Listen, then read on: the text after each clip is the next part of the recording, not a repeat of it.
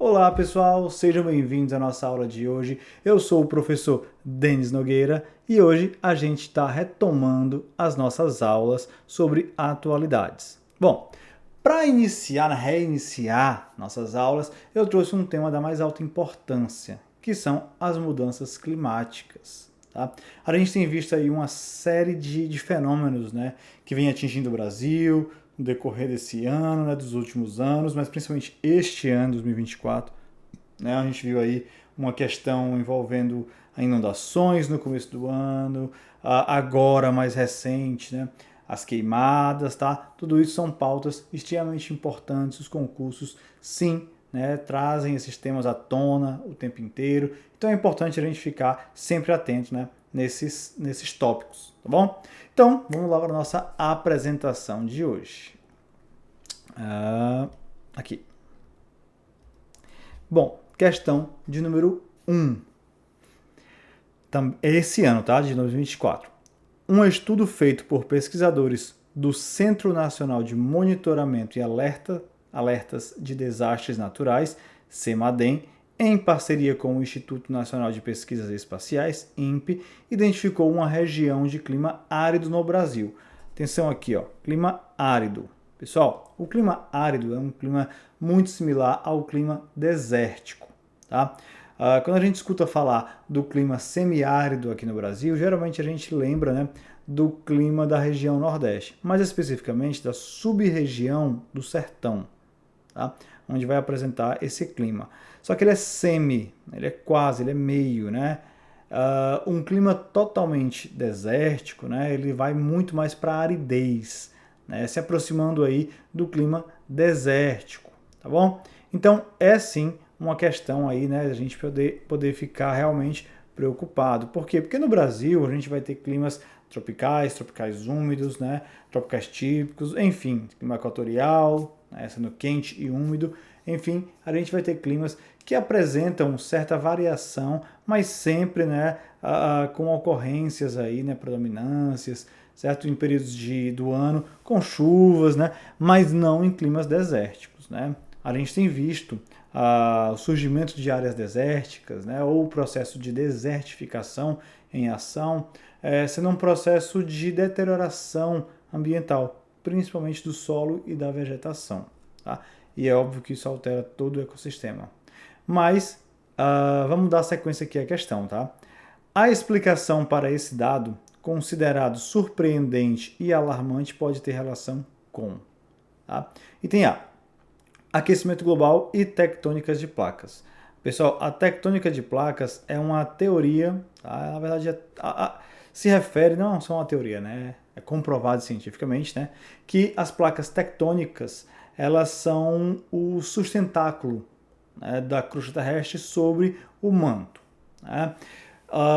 Sendo, portanto, agente interno e não agente externo. Quando a gente fala de clima, a gente está falando de agente modelador do relevo, agente externo. Tá? Já a tectônica de placas, assim como o vulcanismo, são agentes internos. Tá bom?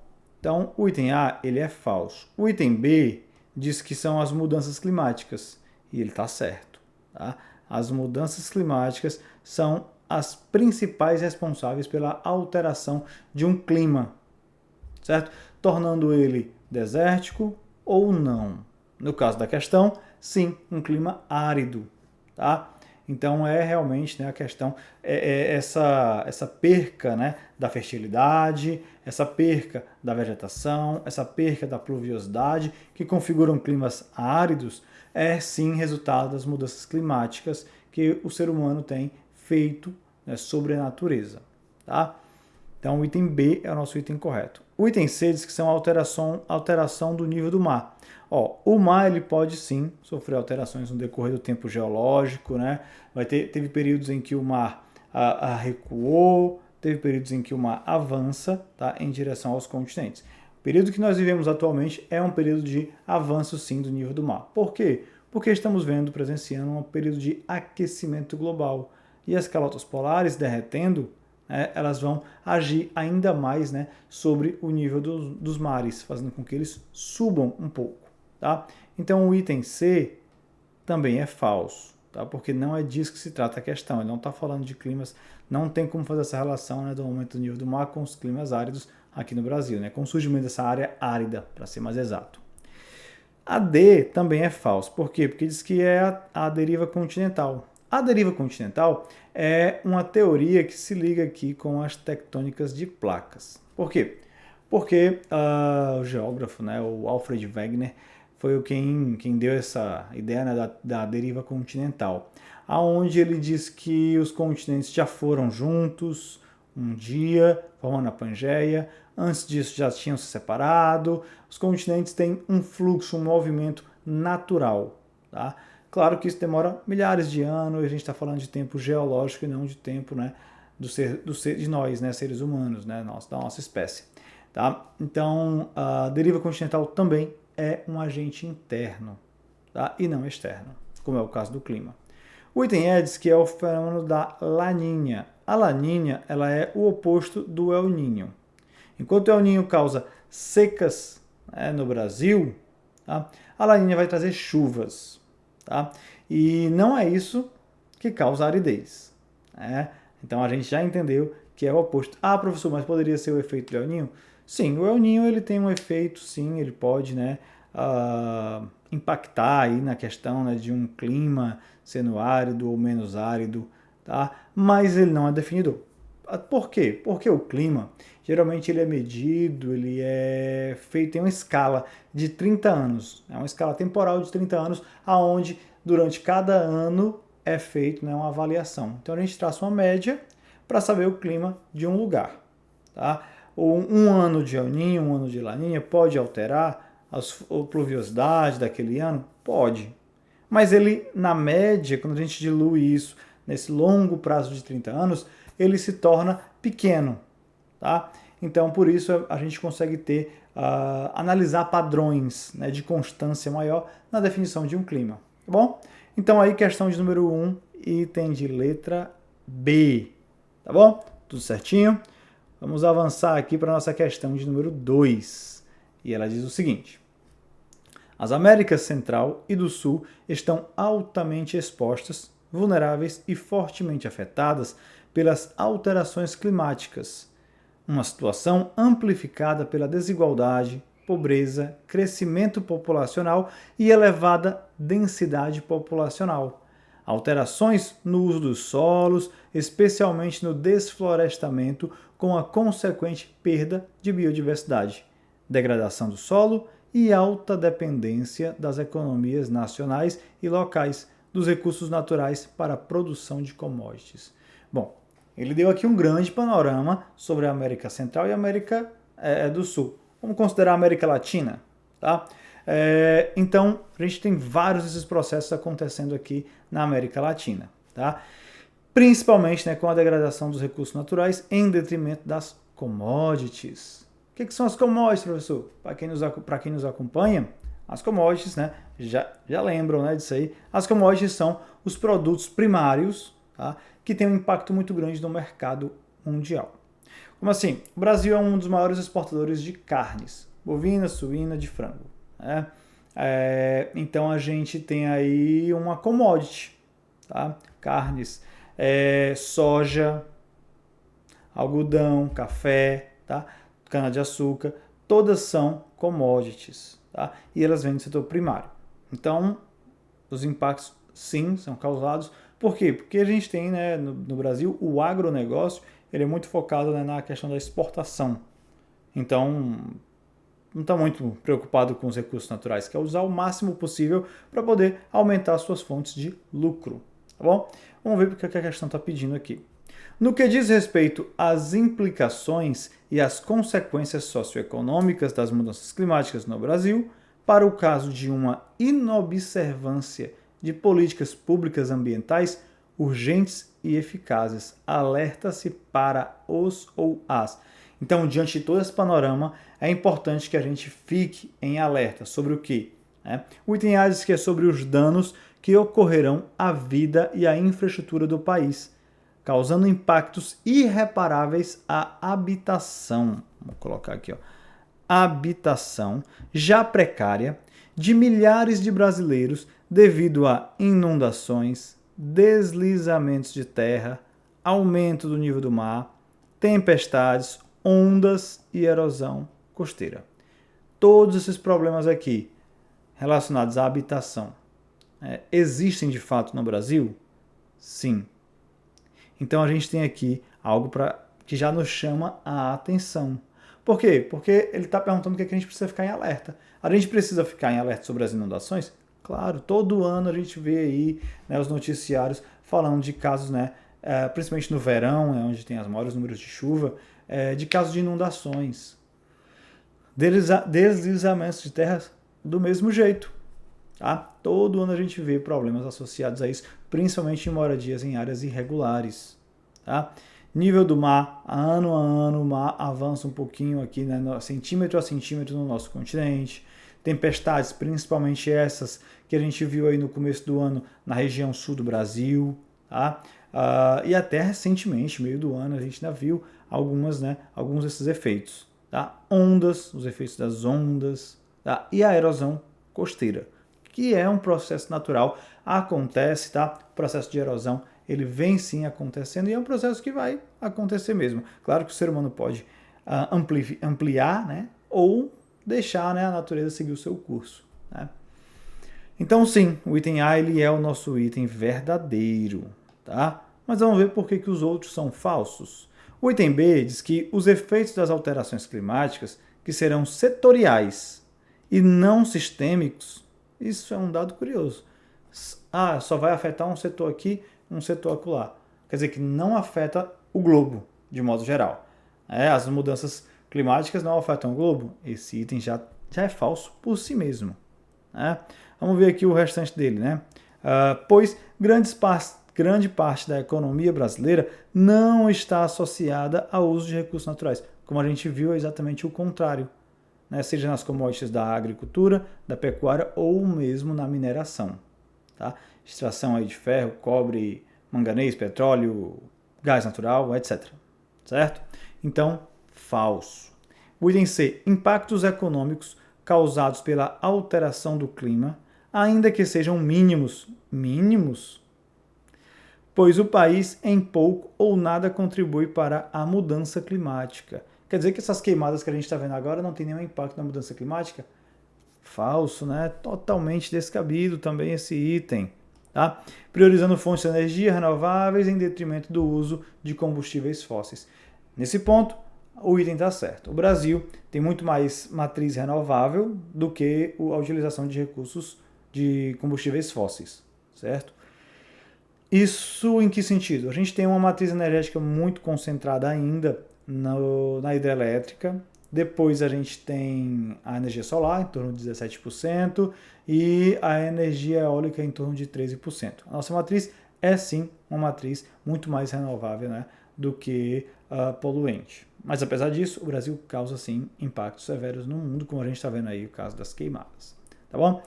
O item D, prejuízos provocados pelo desmatamento florestal, devendo-se incentivar práticas não sustentáveis de produção agrícola e industrial, para diminuir os efeitos mais drásticos das alterações climáticas, em especial nas populações mais vulneráveis. Quer dizer que a gente tem que incentivar práticas não sustentáveis? Isso é falso, é exatamente o contrário. A gente deve incentivar práticas sustentáveis. Então aqui, falso. Item E. Mudanças de comportamentos individuais, adotadas por meio do manejo singular de recursos materiais e simbólicos de forma voluntária e resolutiva, de modo a torná-los suficientes para dirimirem os efeitos da mudança climática, independente das políticas públicas dirigidas pelo Estado. Quer dizer, então, que a gente vai priorizar somente os comportamentos individuais. Eu, você, meu vizinho, meu primo, meu tio, cachorro, galinha. Não. O problema de muitas propagandas, muito discurso, na verdade, é que individualiza esse problema. O meu ambiente é porque você deixou a torneira aberta. Claro que isso é um problema, a gente não tem que deixar a torneira aberta. A gente tem que fazer a nossa parte, né? Preservar, economizar na água, sim. Mas esse é o cerne do problema? Não. Não é. Porque a gente está falando da ponta final, o consumo. Onde o problema está lá no começo, lá na produção. As indústrias consomem cerca de 38% diretamente, 38% daquela água potável de um rio, por exemplo. Então a maior parte, sim, está concentrada, isso sem considerar outros setores de produção. Mas sim, o nosso problema está lá na produção, não está na ponta final no consumo. Então não adianta jogar a culpa no indivíduo, tá? Quando o problema é muito maior que isso. E outra, a questão também fala que é independente das políticas públicas dirigidas pelo Estado. Então quer dizer que não adianta o Estado fazer nenhuma política porque a gente vai pensar, muito mais nas iniciativas individuais. Falso, né? O Estado é central para isso. Toda a política do Estado tem um impacto muito importante aí, na questão da preservação, na questão das mudanças de comportamento, de consciência, tá? É central, tá bom? Então a nossa questão aí, de número 2, é o item A, nosso item correto, tá bom? Vamos aqui para a questão de número 3. E a questão de número 3 diz o seguinte: acerca de análises que envolvem mudanças climáticas e sustentabilidade, julgue o item abaixo. Atualmente, o principal acordo global para conter a mudança do clima é a Conferência das Partes, COP, órgão supremo da Convenção Quadro das Nações Unidas sobre Mudança do Clima, que reviveu o Protocolo de Kyoto. Esse enunciado é verdadeiro ou falso? Ele é aqui, é errado. Certo? Por quê? Porque a COP que criou o Protocolo de Kyoto é a de número 3. Tá? Tá aqui.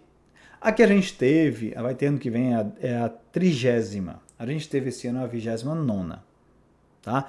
Então, o Protocolo de Kyoto é um acordo feito lá em 1997, certo? Mas só entrou em vigor em 2005, certo? Ainda com a ressalva de que nem todos os países aderiram. Estados Unidos, China, por exemplo, não tinham aderido no começo. Levou muito tempo para que eles pudessem, fazer rearranjos, até ingressar no Protocolo de Kyoto. E do que se trata o Protocolo de Kyoto? Uma estipulação, um limite aí pela poluição, E não, o enunciado aí está dizendo que o principal acordo global da COP foi esse, reviver o Protocolo de Kyoto. Não, isso já avançou, isso aí foi lá no final do século passado para esse século. A gente avançou muito mais, a gente tem novas pautas, O mundo precisou de novas pautas, Então, a questão, aqui 3, ela é errada, tá bom? Questão de número 4. Em 2025, a cidade de Belém do Pará, no Brasil, será a sede da 30ª Conferência das Partes da Convenção Quadro das Nações Unidas sobre Mudanças do Clima, COP30. Olha aí, o que eu tinha falado na questão anterior, aqui, Só que trouxe um dadozinho que eu não tinha colocado, Que vai ser realizado em Belém do Pará, certo? Ano que vem a gente vai ter isso aí, O Brasil vai ser a sede da COP30, Então é um cenário de abertura, de uma importância muito grande, para o Brasil, dá uma visibilidade internacional muito grande. Um elemento de destaque para o país anfitrião e um tópico essencial a ser abordado na COP30 são, respectivamente. Então vamos lá. Ele quer um elemento de destaque para o país, o destaque do país, e um tópico essencial, uma pauta principal. O item A diz que é a capacidade de pautar as discussões como destaque. Isso é o destaque do Brasil? O Brasil é capaz de pautar as discussões. Sim, mas vários outros países também são. E o tópico, é a gestão internacional sobre a Amazônia? Será que esse é um tópico central, o Brasil discutir a gestão internacional? A Amazônia, a gente sabe que ela não é só a Amazônia brasileira, Essa aí é a chamada de Amazônia legal, mas existe a Amazônia internacional, que abrange muitos outros países, como o Equador, Venezuela, Colômbia, enfim, Bolívia, etc. Tá? Então não, né? Porque existem outros países, né, também aí que são capazes de fazer essas discussões, né? Que essa pauta aqui, né, de ser fazer uma gestão internacional, o Brasil ele tem a capacidade de fazer gestão da Amazônia no seu território, né, na Amazônia brasileira, tá? E até porque isso preza pela autonomia do país, tá bom? O item B, baixo custo de organização. Quer dizer que é barato realizar no Brasil? Não, não é esse um dos motivos, né, de destaque para o Brasil. Tá? E a poluição dos oceanos é um tema central. Né? Talvez seja. Né? A poluição dos oceanos tem que ser debatida. Existem ONGs aí que têm lutado o tempo inteiro, mas não é um dos problemas mais centrais. A gente tem outros. Né? Não querendo dizer que não é importante, né, pensar a poluição dos oceanos. É importante sim. Mas existem outros temas que estão muito mais em pauta, né, em voga. Tá? O item C, aumento do turismo internacional e incentivos à energia nuclear. Não, né? Energia nuclear, não. Tá? A gente está vendo aí um aumento, um incentivo, né, do aumento da energia renovável, matrizes sustentáveis. Tá? Item D, o boicote das principais potências e ameaça à biodiversidade global. Será que a ONU faria realmente um boicote às grandes potências? Não, a ONU é composta por cerca de 192 países. Ela não está interessada em fazer boicote aos países centrais, tá? Às grandes potências. É falso. E o item é projeção internacional. Isso sim é um papel de destaque para o Brasil. E o aquecimento global, como tópico central, né? Tópico essencial. Então aqui, nossa questão de número 4 é o item de letra E. Tá bom? Beleza? Então vamos aqui para a nossa última questão. Por que novas epidemias são um risco do aquecimento global? Uma pergunta, né? O risco de epidemias também pode ser gerado pelas mudanças climáticas que provocam o deslocamento de mosquitos portadores da malária ou da dengue e o início do degelo do permafrost, onde micróbios e de outras épocas estão presos. Nosso maior inimigo, abre aspas, né? Nosso maior inimigo é a nossa própria ignorância, porque a natureza está cheia de micro-organismos, fecha aspas. Principalmente no permafrost. Verdadeira, abre aspas, né? Verdadeira caixa de Pandora, fecha aspas. Disse a AFP Birgitta Evengard, microbiologista da Universidade de Umeå, na Suécia. Pessoal, esse é um tema interessante. Até eu estava discutindo com meus alunos em sala essa semana, né, na semana passada, a questão do Ártico e da Antártida, principalmente da Antártida, porque é onde se concentra o maior número de calotas polares. O Ártico, ele é gelo, mar, água congelada. Aí, quando a gente abrange o Círculo Ártico, a gente vai ter áreas territoriais, como é o caso do Alasca, parte do Canadá, ou mesmo, né, a Sibéria e outras regiões ali dos países nórdicos, enfim. Mas a Antártida, a gente está falando de um continente. A Antártida, sim, é um continente, né, com grande faixa territorial submersa, né, com uma grande camada de gelo sobre ela. Tá? A diferença é que no Ártico a gente vai ter povos nativos, vamos ter até algumas atividades econômicas como caça, pesca e exploração mineral. Já na Antártida, não. A Antártida é uma região extremamente fria, tá? Onde não tem exploração econômica. Existe o Tratado da Antártida que proíbe os países de utilização dos próprios minérios daquela região, tá? Visando a preservação. Não tem povos nativos, né? O clima, o ambiente é totalmente inóspito, certo? O que aqui a gente vai encontrar na Antártida é estações de pesquisa, tá bom? E aí um dos debates que a gente viu, né, dos perigos, né, sobre essa preservação ou não da Antártida, é que com o aquecimento global, as calotas polares vêm apresentando derretimento. Isso é um problema, tá? Principalmente porque com esse derretimento, né, como a questão coloca, do permafrost aqui, né, podem ressurgir vírus ou bactérias, né, micróbios, como ele colocou aí, de tempos remotos, dos quais nós, a nossa espécie, né, seres humanos, não temos mais resistência para isso, assim como outros vegetais ou outros animais. Então, sim, o aquecimento global representa um risco, né, nesse quesito de epidemias aí, né, ou pandemias, tá bom? Então vamos lá. O principal risco associando o aquecimento global ao surgimento de epidemias é o ressurgimento de vírus e bactérias preservados no permafrost. Beleza, acabou de falar disso. Ele quer saber, né? Qual é esses riscos, né? O item A. Calota polar nos dois extremos do planeta. Lembra aí que eu falei para vocês agora há pouco? No Ártico, lá no norte, é água congelada. Já na Antártida, não. Né? Então, nos dois extremos, não. Principalmente nas calotas, né, polares aí que a gente vai ter lá na Antártida, né, lá no sul. Tá? Item B. Espessa camada de solo boreal congelado. Solo boreal. O que é o boreal, hein? Boreal faz relação ao sul. Tá? Austral é norte, boreal ao sul. Então, traduzindo o item, esse aqui é o item correto, tá, gente? O item B é o item correto, tá? Mas vamos traduzir aqui o que ele está querendo dizer. Ó. Espessa camada de solo do sul, congelado. Sim, está falando da Antártida. O que ele está querendo dizer aqui é Antártida. Então, é sobre isso que a questão está falando.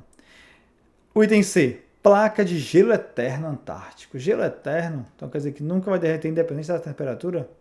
Falso. Item D. Floresta boreal congelada, conhecida como tundra.